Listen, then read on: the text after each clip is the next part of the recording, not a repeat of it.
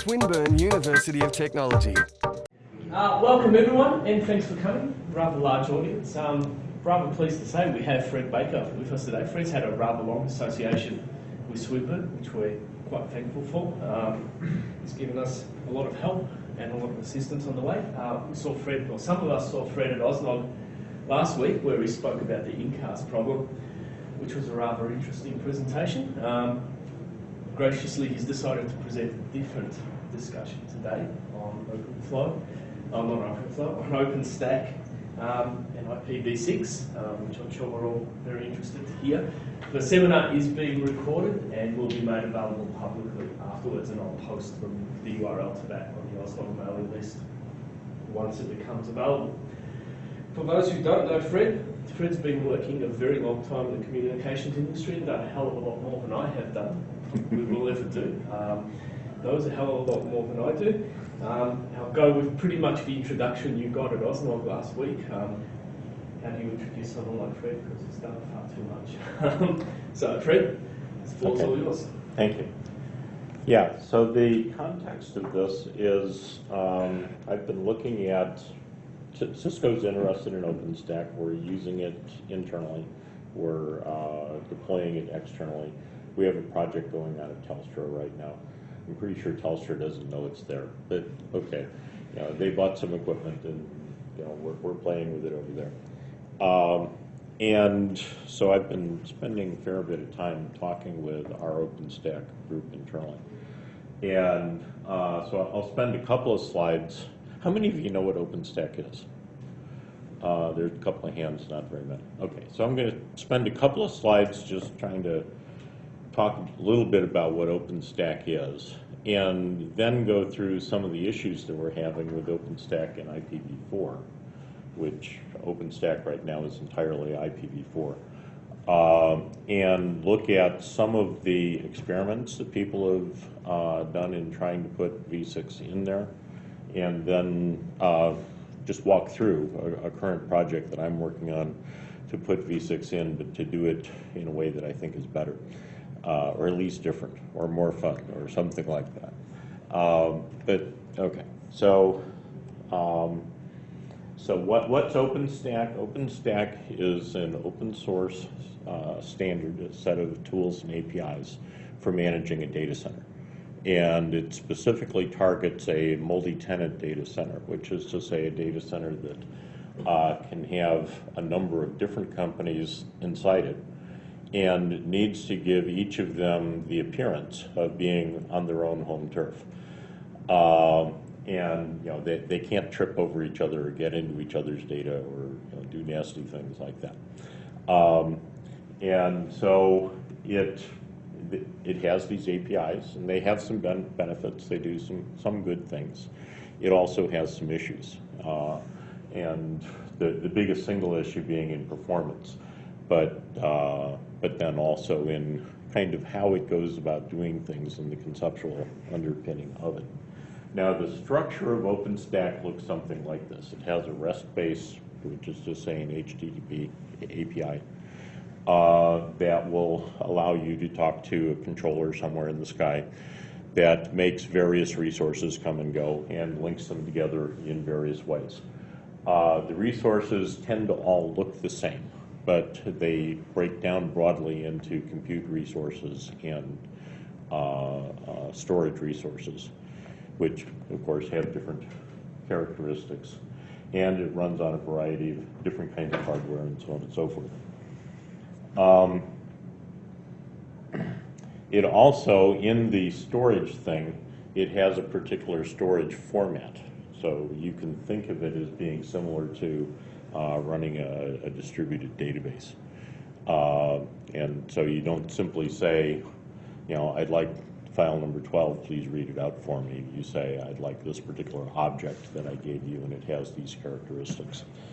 So there's a question of who owns it and under what circumstances it can be handed out and that sort of thing. Now, Cisco, in looking at OpenStack, then kind of said, well, gee, it's interesting, it does useful things, but it misses out on some things that are important to us. One of them is that it completely misses our business, and yeah, we'd like our business to be in there somewhere. But you know, from our perspective, it's dependent on people that we don't own, we don't control, and maybe don't like us. And so we're trying to figure out, in part, how to make improvements in it in an area or in an environment that can be fairly heavily contested. And there are certain kinds of applications that it's not very well suited to. So it's reasonably well suited to very simple, gee, I'd like to have a web server, or I'd like to have a compute resources in which we can do a Hadoop function or something like that. But a lot of the things in there, when you get into more complex applications, it kind of trips around a little bit. So one of the things that we did, and we did this a couple of years ago, is that we inserted a third component, which is a network. And so that allows then, when an OpenStack developer is saying, I would like to stick my application in here, he can say, and here I need 100,000 of this, and they need to all be on what looks to me like a broadcast medium. I send one message, they all receive it. Or it needs to be, you know, somewhere else, or it needs to have whatever characteristics it's going to have. And so we've added some APIs for what we call quantum. Now, the quantum network abstraction looks like this. And now understand that that OpenStack was basically designed by application people for application people, not by network people for network people. And as a result, a whole lot of the things that I find myself thinking are important don't fit in that picture. This is a wonderful abstraction if you're thinking about it from the perspective of the application. Okay, and so here I've got this great big network, and it does wonderful things. I connect to it, and you know, it does whatever it is that it does. Now, how does that relate to other technologies? Obviously, there's a number of companies out there that are offering services. Most of them are proprietary. They do things their own way. And they do things in very different ways. And now Cisco usually gets painted with a broad brush as proprietary because we own our own code. And so you might say, so why is Cisco out here being a promoter of open source? Well, actually, open source is a development paradigm, and proprietary is a development paradigm, and there's a trade-off. And now, the nice thing about proprietary code, if I want to change it, I can. If I'm in open source, I have to go convince somebody else. On the other hand, with the open source, I tend to very quickly collect a number of features that somebody or another found useful. And maybe somebody found this one useful, but wanted it changed, and so he made it more useful. Where if it's in my proprietary code, well, it's as smart as I am. And you know, so there's really a big trade-off there. So we're interested in OpenStack as much as anything because it does provide an opportunity for us to work with our partners. Now, problems in OpenStack. Let me talk just for a minute about that. And that, to me as a network person, the biggest single problem with the OpenStack network abstraction is that it isn't real. Okay, what happens if I take my data center and split it across an ocean? I may not be able to see that or know that it happened. I may suddenly have reliability problems that the way I'm looking at the network doesn't tell me are even possible. So if you're familiar with the end-to-end principle, we're not supposed to do anything in the network that would surprise the end host. This network abstraction is going to surprise the end host again and again and again. So you know, that's one thing that kind of concerns me. I'd really like the requirements. of the end host and of the application that it runs to be respected and to be, to be useful to it. And when I do change the network, which I will all the time, I don't want it to just look like a sudden disruption. I want it to be something that the application can understand and deal with. Probably the next big issue with OpenStack is that it depends on a variety of underlying technologies. So in OpenStack, what I do is I've got a data center, or I've got some number of data centers, I've got a network that something fits in, and then I'm going to have within that data center a number of tenants. The tenants look to themselves like they're their own network. There's nobody else around. And we achieve that by encapsulating the data in between VMs or virtual machines or in between racks or however it is that we're going to connect things. And we use a variety of technologies. So we use 802.1 virtual LANs, which have the limitation that there's only 4,000 of them in any given network. And well, if I'm tying my tenant to a virtual LAN and I come up with my 4,097th, that could be a problem. We came up with a solution for that, which is the extended virtual LAN, the XLAN. And what that does is it kind of cradles the VLAN through a UDP tunnel. Well, okay, that's interesting. UDP has a variety of attributes. Some of them are good. The predictability of the data center kind of has its own set of issues. If I'm looking specifically, coming back to VLANs, there's a variety of VLAN technology called Q&Q. I can actually have 2 VLAN tags in there. But it isn't a fact of having 1 VLAN tag that's twice as long. It's 2 VLAN tags. So now I have some structure. I have to keep track of that. The operator says, well, I've decided that I've got these 27 racks over here, and I've got one over there on the other side of the data center. And okay, so he ropes that in. That's fine. That'll work. That accomplishes certain things. But now he has to record, and maybe he forgets to record that, oh, I put it over there. And what happens the next day when a different operator starts looking at it? Just the basic issues of managing and diagnosing and keeping track of network. We use GRE tunnels, which are a variety of, actually it's a particular protocol on top of UDP, on top of IP. Or we use MPLS, which is a circuit switch protocol that goes under IP. Those are all point-to-point. And so what I've now done, let's imagine just for fun that my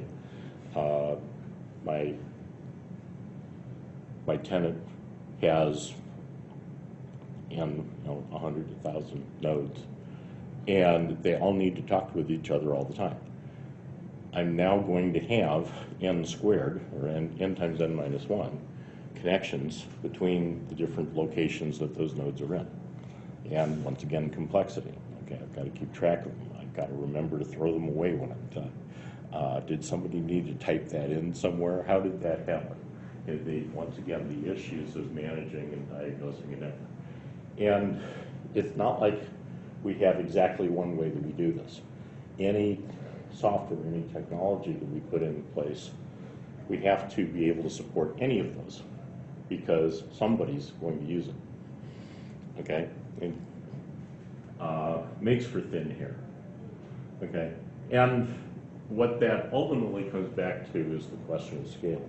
Now OpenStack really, the designers of it will talk extensively about scale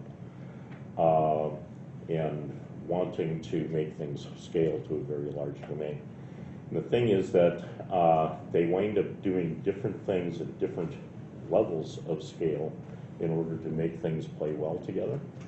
And whenever you have to make choices depending on different scales, it fails to scale. Okay, so the complexity of most OpenStack implementations has been a problem.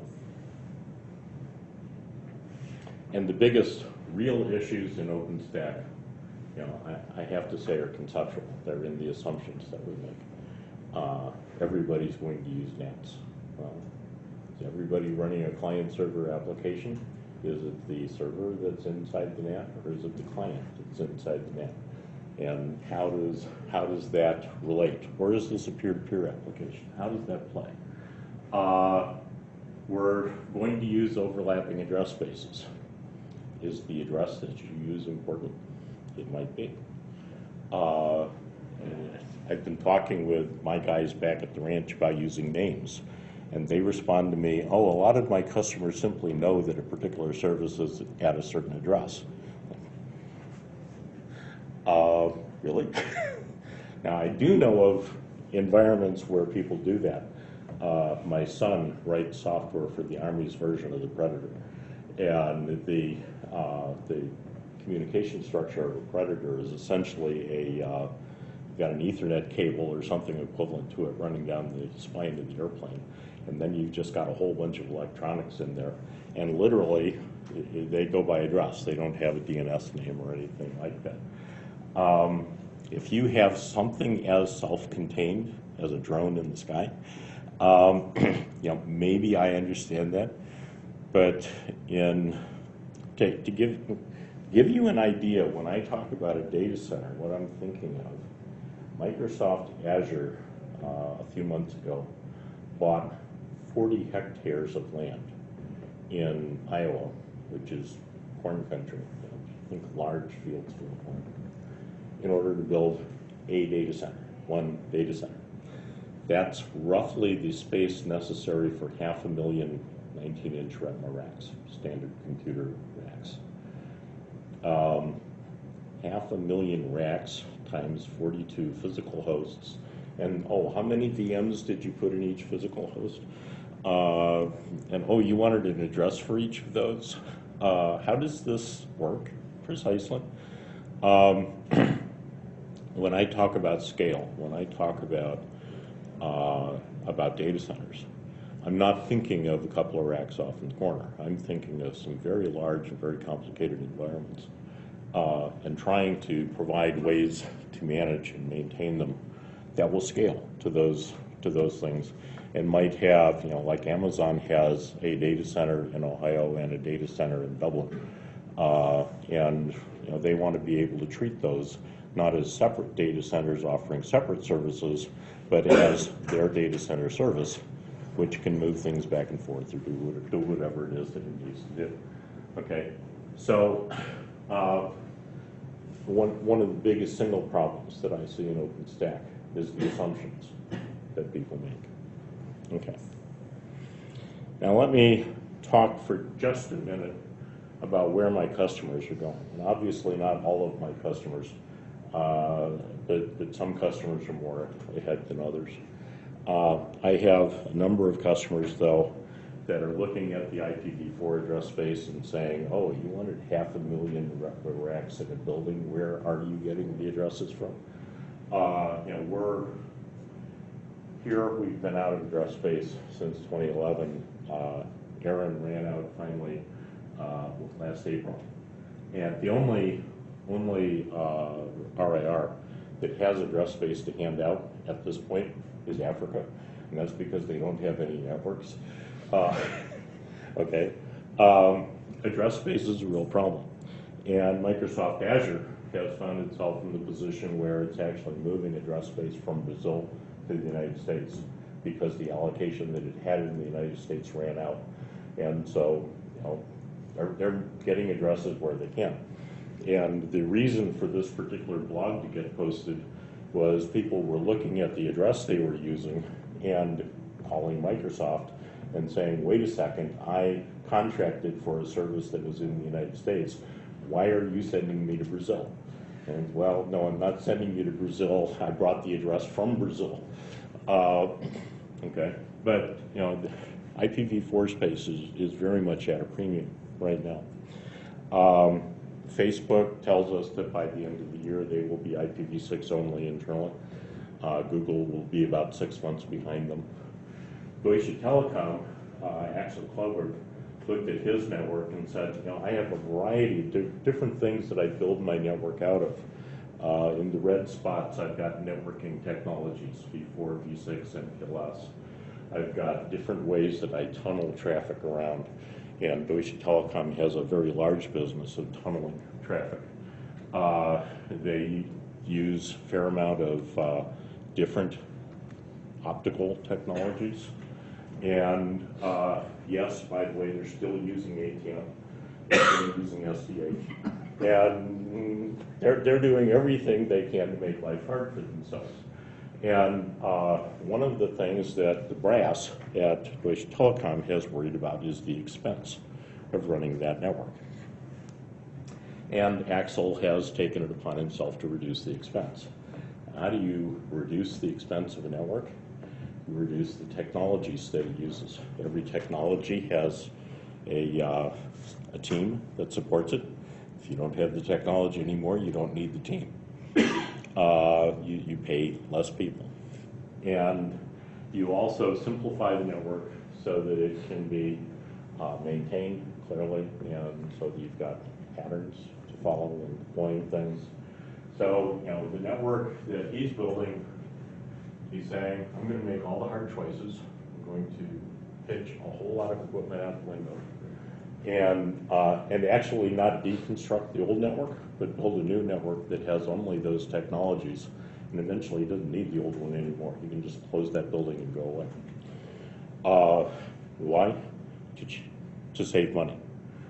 And you know, why did he pick V6 as opposed to MPLS or something else? V6 gives him the address space that he needs, and the others don't. Bottom line, that's what he's trying to do. Okay.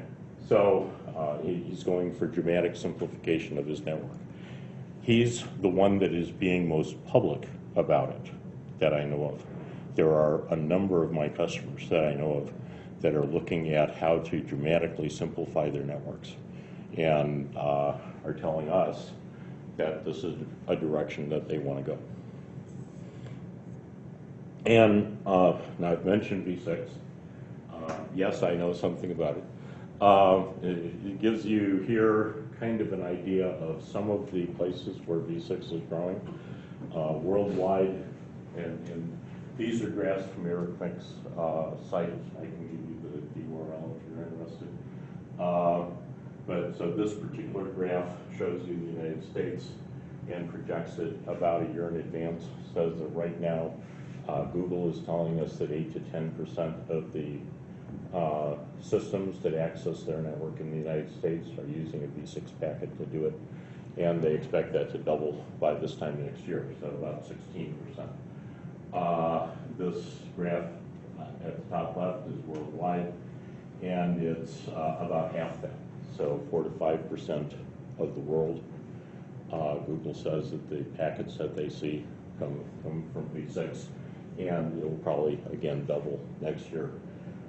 Germany is right now in the 8 or 9% range, same place the United States is, depending on the way you look at the numbers. And of course, projecting a year in advance, there's a big question of which equation do I use, which polynomial. But then I would expect that, based on the numbers, that next year we would see somewhere between 20 and 55% of their traffic coming into Google using an IPv6 packet. And there's a lot of other places, like Australia, where it's more like 1%. But I don't know if you care about Australia. But, you know, kind of some of the countries that we're working in, this is taking off quite a bit.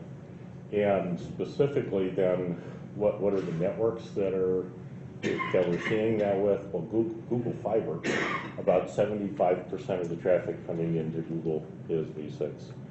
Verizon, Google says that 55% of the traffic that comes from Verizon's wireless network is V6, and so on. You know, it's kind of some of the countries that we're working in, its particular networks and kind of different things that they've done. But I bring that up basically to say the next slide I show you is not stupid. Okay? And so what I'm thinking about is how to dramatically simplify and therefore improve and reduce the cost of an OpenStack network.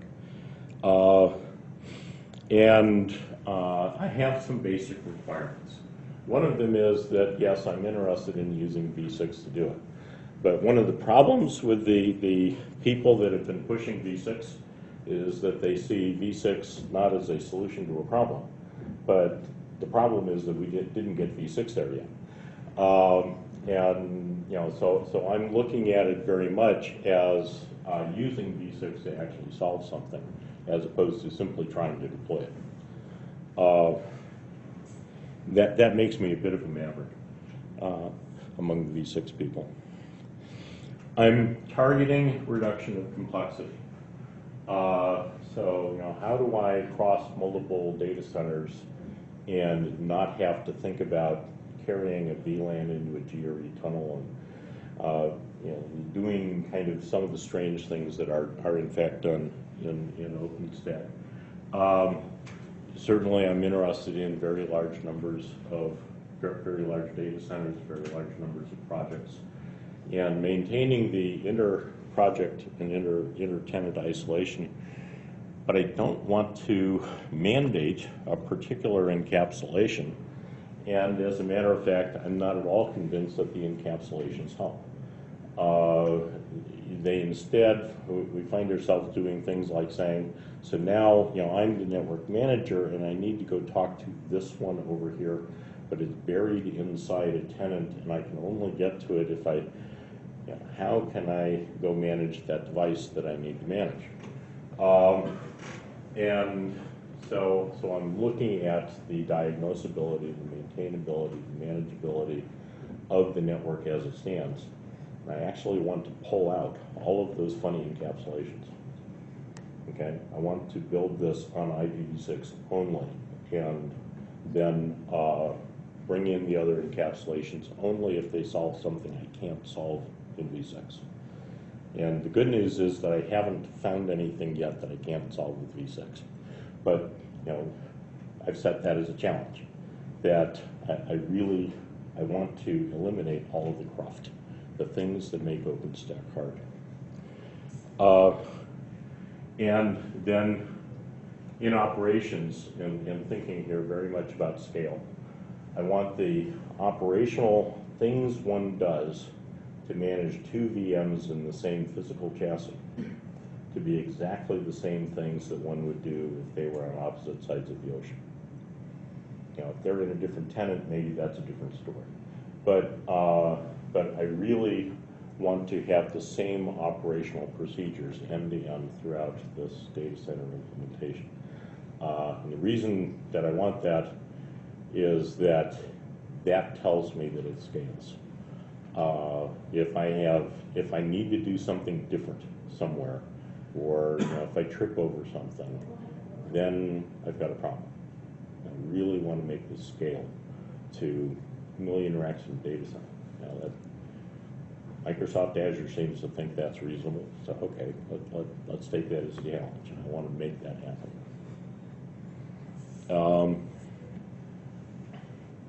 Now, part of this, of course, is the addressing model.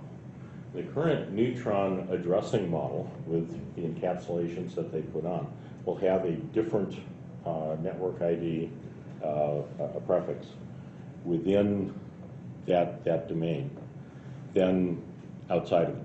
And of course, they use translation to the outside. And so the thing that they translate to on the outside is what they call a floating IP address. Basically 2 layers. You've got inside, you've got outside. Now, we have a little bit of experience with network address translation. It was originally developed in about 1993 or 1994 as a way to multiplex addresses, a way to enable a company or a house or a set of people, a set of bits of equipment to use the same address and talk to, or the same small set of addresses, and talk to an ISP upstream. And unfortunately, it has a number of unintended consequences. One of them is that the device that's behind the NAT isn't necessarily known to the NAT until it speaks. Now, if my application is one where that thing's a client and it's going to a server somewhere else, and so the first thing it does is speak, it's fine. You know, that works. If, on the other hand, the server needs to talk to it, then, so what address should I send that to? How does that actually work? And we've spent about the last 20 years working up what we call NAT traversal algorithms, ways to get through that silly thing in the middle that makes it hard. And so Skype has a way of doing that, and you know, different applications have ways to do that.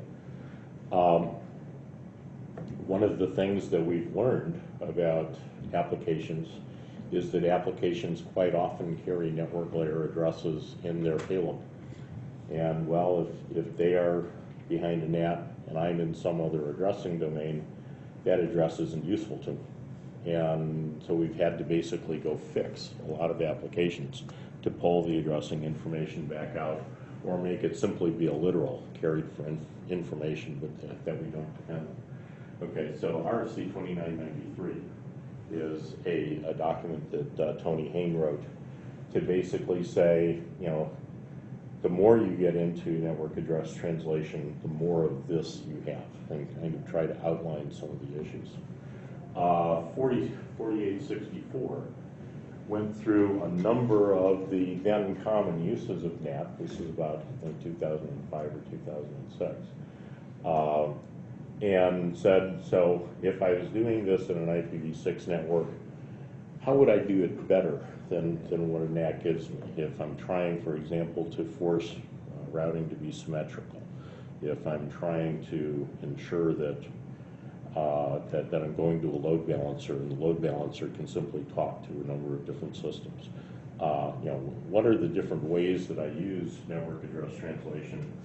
And are there ways I can improve that? And actually came up with a number of, I think, improvements, ways to do things better using these things. So given that kind of a scenario,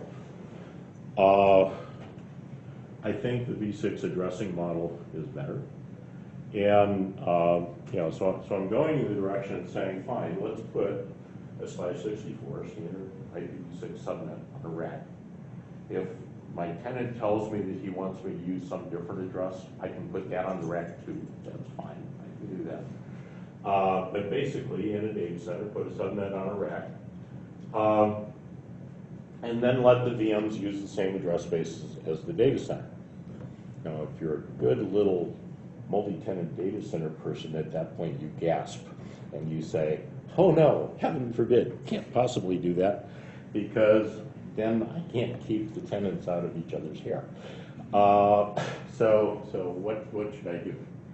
Well, Cisco is looking at security issues, and not just in terms of multi-tenancy, but in terms of security in general, and has proposed a service architecture for what we call trusted computing, which depends very heavily on AAA, on authentication and identity authentication and then authorization, and the use of encryption, encryption of data at rest, encryption of data in flight, encryption of communication patterns, and the use of data access policies based on the attributes that are true of something. You know, so if I have some data and it says it's owned by Swinburne, I have some other data that's owned by Cisco, and somebody from, I don't know, Bad Guys Inc. Comes in and says, you know, please give me this data. What we'd really like to have is them go through some kind of a transaction in which they authenticate themselves. And they say, you know, I am, in fact, Bad Guys Inc. I can prove that I'm Bad Guys Inc. and or LLQ, is that what you use here? Anyhow, and we can then say, well, but this data doesn't belong to that guy's Inc. Please go away. Now I'm taking some principles out of that architecture and applying them at a different layer. This we're talking a lot about the host identity protocol or using TLS or things like that. And now I want to apply the concepts at the network layer. And picking up on the fact that IPv6 has a 20-bit flow label field. And now, it's not that we don't know how to use the flow label field, it's that we have literally 6 different ways that we use the flow label field. And everyone who uses it one of those ways will argue that the other 5 are wrong. Okay, so they're all wrong, and I'm using it my way. And I'm using it basically as an identifier for a security containment compartment, if you will. And I want to enable things within a compartment to be able to talk with each other, and things outside of a compartment to not be able to talk with it. Okay, so that winds up looking something like this. How do I provide that isolation? Well, the first question becomes, how do systems find each other? I was talking in email last night with one of my guys in our OpenStack and data center group, and he said, no, wait a minute, doesn't IPv6 use neighbor discovery to find out who else is on its LAN? Doesn't that now restrict me to a single rack for my entire tenant? Well, no. Neighbor discovery actually lets you know what MAC address goes along with an IP address. It's the counterpart to ARP. Okay. The way I would expect VMs to find each other is DNS, or if not that, then an equivalent technology used by that application, whatever that might turn out to be. And so I'm really wanting to use names to identify systems. That'll become important later, addresses to find them, and then prefixes based on the rack. Now, then the next thing I want to do, as I described, I want to use the flow label in what we call role-based access control. Now, that's actually a marketing term. Sorry, it's marketing. The people that came up with it were security people, and they're thinking about, so I'm the person who runs the finance, I'm the person who consumes the stuff coming from finance, and I'm the guy from Bad Guys Inc. And who is allowed to access what based on what it is that they do in the network. Now, a better name for this in this context might be a tenant or a project-based access system. But the reason I'm not using those terms is because they mean something to the OpenStack people, and I don't want to limit it to that meaning. Okay, but if I've got an identified security compartment, then what I might have is that a packet comes out of a virtual machine, and it goes into Neutron, which is to say that the hypervisor plugin that acts as a switch and sends stuff wherever it is that it's going to go. And that thing says, aha, it came from this particular VM, therefore it gets this particular flow link. And then it follows IP routing, gets over to wherever it is that it needs to go. The guy on the other side says, my favorite VM, the VM that's addressed by this particular address, is allowed to talk to people who use this flow link. It's allowed to talk to green people that wear bow ties. And if you're a blue people that doesn't wear a bow tie, I'm not going to deliver your packet. Yeah. So he validates the label. Is this a packet that this particular guy is allowed to receive?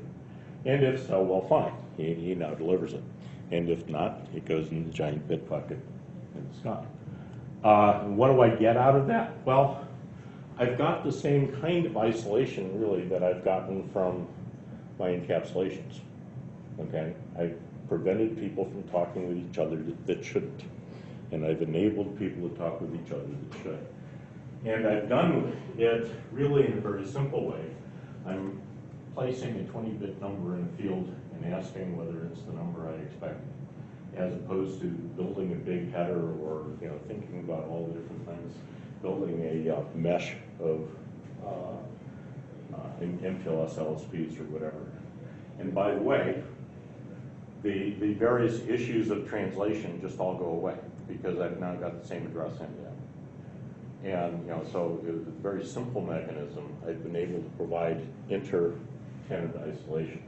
And then you'll notice up there I say intra-tenant.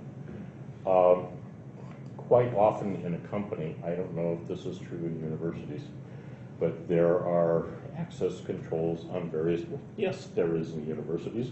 Professors are allowed to write grades. Students are not allowed to write grades, or at least not often. And so there is a question of access control. Okay, so I might very well say, fine, I've got a tenant, which is professors, and a tenant, which is students, and they both have access to something, but they don't necessarily have access to everything. So that gives me those kinds of capabilities. Now, one other thing that I've looked at, sorry? 10 minutes. 10 minutes, oh, I need to talk faster? Okay, okay. If I must, okay. So another thing that I've looked at is, now this does leave you open to a DDoS, which is suppose a whole lot of traffic gets sent to this particular system, and I'm throwing every single packet away. It still consumes bandwidth. So wouldn't it be nice if I could make that go away somewhere in the backbone? And, so, I'm sorry, I've just skipped ahead a slide. Okay. So, okay, I just told you this verbally. But the question about using routing then to manage traffic, looking at in these two internet drafts the question of advertising not only destination address, but if it's using this label. And therefore allowing somebody in the backbone to say, yeah, but I don't have a route to that because it's got the wrong label. Okay? The question comes up, okay, I'm going to have to run dual stack, and what you just told me how to do is run an IPv6 only network. Is there a problem there? Well, this particular solution actually came from Tori Anderson, who is a data center operator in Norway. And his domain name is FUD, F-U-D. It's in use by Facebook, I'm told, and there are other folks that could use it. Suppose that what I do is I bring the IPv4 packet into a translator, and I have a manually configured thing that says if it comes to this address, it goes to that address, and translates it to IPv6. Within this domain, I've now got an IPv6 only network, and at some point, 10 years, 20 years, however far it is in the future, that IPv4 becomes unimportant. Fine, I turn that thing off if I can remember where it's located. Until then, I actually have the thing running kind of hands-free. And then that same thing also gives me access going out. If I need to access something IPv4 going out, I've got that technology there. And now then the other question I get asked, and this is because it's a market question, is how do I move a virtual machine? Now to me, moving a virtual machine is really, really simple. What you do is you create another machine, it does whatever it is that you needed to do, and then you wait until the old one isn't doing anything anymore, and then you turn it off. Okay, that happens to be how Zynga does it. And this is a common technology. If you talk with VMware, they'll tell you that, oh no, I moved the actual virtual machine, and this is we're going to make big noise about this. It's something that they call vMotion. So the question has come to me, how do you implement vMotion? Well, if you really want me to implement vMotion, I'll do the same thing vMotion does. Suppose that what I do is I create a new VM. I copy the memory pages from the swap space from the old VM to the new VM. And I realize that they're still changing on the old VM, so I go copy them again, and I go copy them again. And sooner or later, or either the thing converges, and I've got enough data over there to actually switch it over, or 100 seconds has passed, in which case, okay, I'm just going to do it. It's literally what VMware says in their documentation that they'll do. Copy that data over there, and then I change routing. I emit a host route so that anything that goes to this old guy now goes to the new guy. The old guy now gets really, really quiet because nobody's talking with him. The reason I took all his noise and I sent it somewhere else. Okay? And then I stop the old VM. Now, the obvious next question is, so how many host routes do I have out there in this is a 500,000 rack data center. Do I have 500,000 host routes out there? How does this actually work?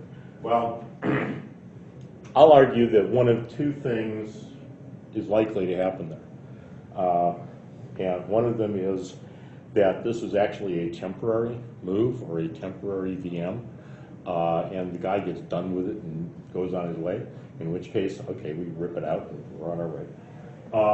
Or I have the opportunity, remember that every address has a lifetime. I have the opportunity within a stated amount of time to renumber the machine and change the way that works. Okay, so, and we actually have an RFC that says how to do that. So we add the new address to the DNS resource record, remove the old address from the DNS resource record, and wait until we no longer see traffic coming at the old address. And at that point, we can rip the full thing out. So, it winds up, I think, reasonably scalably, as opposed to perhaps dragging a VLAN somewhere and remembering that I did so, or kind of some of the other ways that one could go about things. Scalably handles the problem of moving a machine from one place to another. So now, that's the end of my prepared remarks. I'm just going to throw this open for questions. We've got at least 10 seconds, right?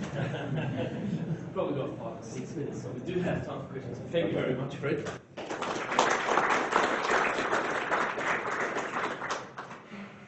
Anybody have any questions? Sebastian? I have one. Fred, you said that some of the operators, they're trying to simplify their networks in terms of the number of technologies used. Obviously makes sense. What are the implications for Cisco? What are the implications for Cisco?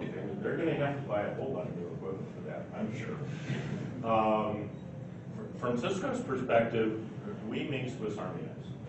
And we're kind of the arms dealer to whoever wants to buy. And if this means that I can, 10 years from now, start pulling features out of product and reduce my costs on maintaining them, that sounds good to me. And by the way, understand that Cisco does that. When I came to Cisco, which is 1994, in another month it'll be 20 years, we had 14 different protocol families in every router that we supported. Okay, they were DECnet, IPX, and a variety of different things. And we were able to call that back by maybe 1997 to 5 that were important. Most of them were no longer important. So we had a particular image that we called the kitchen sink image, and one that people used was what we called the desktop image, and it had those 5. And at this point, really we only have 2 protocol families that we need to support. Well, 3. We support OSI because we have few governmental customers who just really believe it. And we have IPv4 and we have IPv6. Okay, so over time, we've added things and we've pulled things out as the market developed. And yeah, if the market decides to simplify, okay, we'll simplify.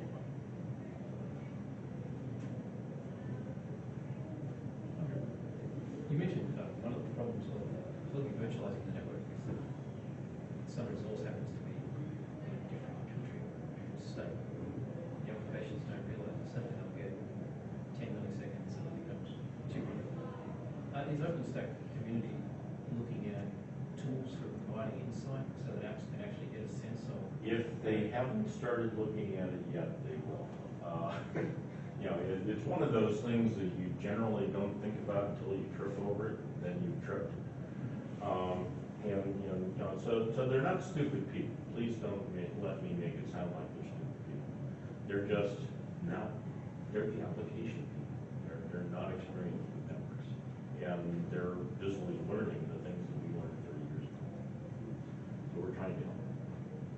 That's one I'm sort of interested. Yeah. Is there an opportunity there for some research in the sense of applying, repackaging our networking expertise in a way that the community Probably. Off the top of my head, I don't know what, but yes, I'm sure there is.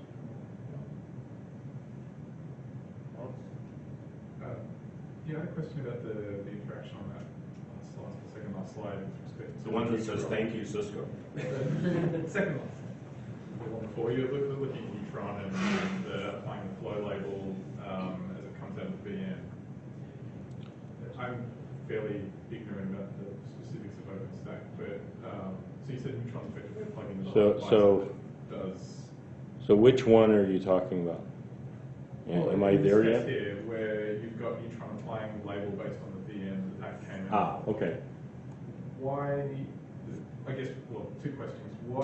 How do the neutrons? What's the back-end data store for them in order to determine this information? Why, for example, at the time where it comes out, is the packet submitted from the VM? The flow labels applied. Can we know the destination? Why can't we do effectively closest drop to the host VM? Why does it even need to be put on the network? Well, okay, so it's really a complexity question. Okay. So I obviously might have couple of dozen VMs in the thing. Inside the device, it looks like an Ethernet with an Ethernet switch. Okay, so the Neutron thing actually is an Ethernet switch. And then it does a variety of things. So it contains, for example, a BCP38 filter. It says, I know what addresses that guy's allowed to use, and he doesn't get to use that anywhere else. It has some other filters that it can apply in programming way.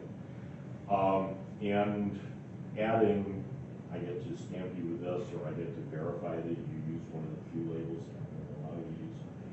I can do that fairly easily. The problem with actually now doing a drop right there is, number one, every packet doesn't come from a VM. Some packets come from outside the data center. So that filter, now I'm going to have some kind of a filter somewhere that nominally tracks every virtual machine in the data center. And that might not be the most efficient possible filter. The other thing is, okay, so how many VMs is he allowed to talk to? I'm showing him talking to one VM that happens to agree with him on the flow label. But there might be 100 or 1,000, and if they agree on the flow label, that's fine. He's now got a very contained piece of information that allows him to know that. If I try to tell him the entire set of addresses of machines that this guy's allowed to talk with, that might be thousands of machines per VM. How much do you want me to put down there? And they really try to keep the hypervisor as simple as they can. Okay. So you're correct that it would be nice to do it closer to the source and closer to the destination. But I think the information I would have to give you that in order to validate the label and drop packet at the far side, you still have to have done a lookup of some of the database. So it seems like that still has to be. Well, yeah, but now at this end, he says this guy's willing to receive 3 labels. Is it one of those